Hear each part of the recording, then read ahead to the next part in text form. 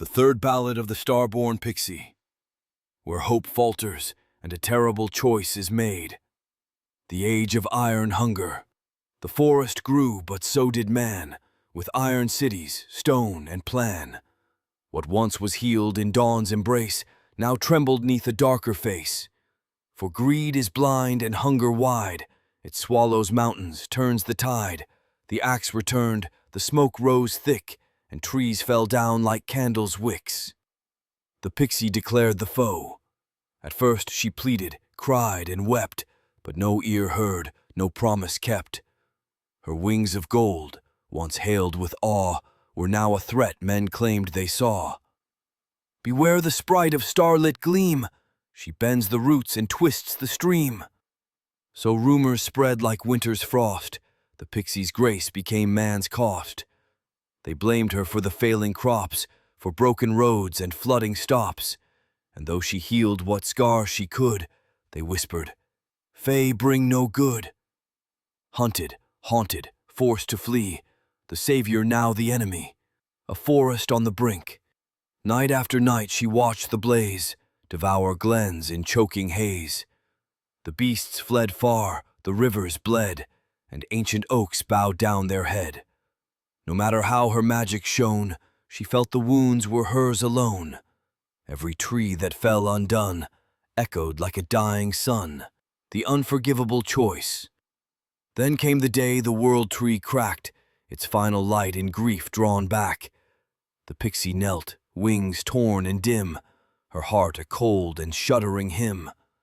In desperate grief and trembling fear, she whispered to the fallen sphere, "Forgive me, forest, for this deed. I call on fire in your need." She raised her hands toward the night, her eyes reflecting ancient light. A forbidden spell she once destroyed, she now recalled, her heart accoyed. With stardust tears and wounded plea, she summoned what should never be, the return of the fire drake. The ground split open, molten red, as winds of ruin upward sped. A roar broke through the trembling land, a voice of fire none could withstand. The drake returned, its wings unfurled, a shadow towering o'er the world. Its scales of flame, its breath of pain, a storm of fury born again. But where once hatred fueled its heart, now sorrow bound its every part. It looked upon the pixie's face, and saw not foe, but deep disgrace. "Why wake me, child of golden spark? My flame brings only endless dark." She bowed her head in trembling fright. "I had no other strength to fight." A world afraid. Men watched as fire split the sky, and in their terror chose the lie. "The pixie brings the dragon's bane. Destroy them both, erase their reign." Armies rose and banners flew. The air grew thick as storms accrue. The pixie, small, her hope grown thin, stood watching ruin rise again. The dragon's sorrow.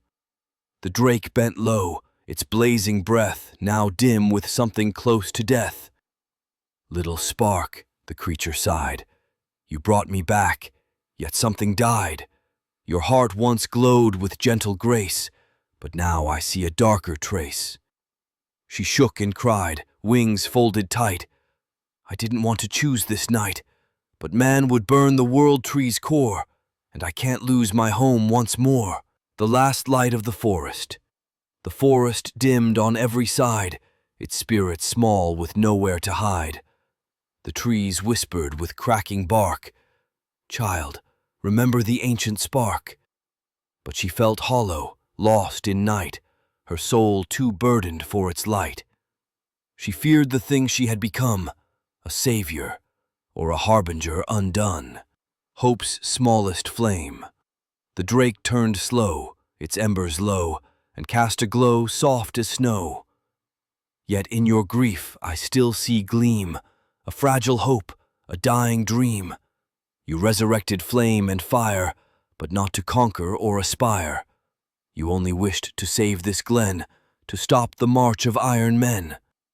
It bowed, a gesture none had seen. For drakes of flame bow only when they sense a spark worth burning then. You are not lost, brave pixie child, but neither may you walk the wild of vengeance, grief, or blood-stained lore. You must become what you were before, a choice uncertain. Behind them rose the army's tread, before them lay the forest dead. Between these worlds the pixie stood, a trembling spark in darkened wood. She had awoken something dire, she had unleashed forbidden fire, yet still one truth remained unshook. She was the last small hope they took. Her wings glowed faint, a dying star, but even dying stars burn far.